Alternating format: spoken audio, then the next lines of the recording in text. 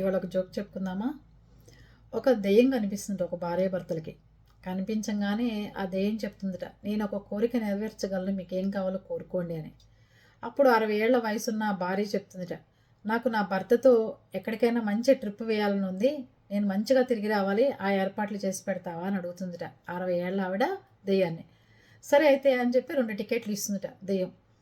అప్పుడు భర్తను అడుగుతుందట దెయ్యం, ఓకే కదా, మీరు వెళ్తారా మీ భార్యతో, నేను 2 టికెట్లు ఇచ్చానంటే, కాదు, నా వయసు కన్నా 30 ఏళ్ళు తక్కువ ఆవిడతో నేను వెళ్ళాలనుకుంటున్నాను అని చెప్తాట మొగతను, ఆ అమ్మాయి మొగుడు.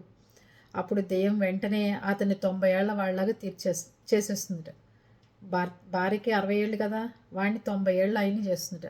అప్పుడు 30 ఏళ్ళు భార్య తక్కువ ఉంది కదా, ఇప్పుడు వెళ్ళి నువ్వే చెప్పావు కదా 30 ఏళ్ళు తక్కువ దాంతో వెళ్ళాలని అని చెప్పిందట దెయ్యం.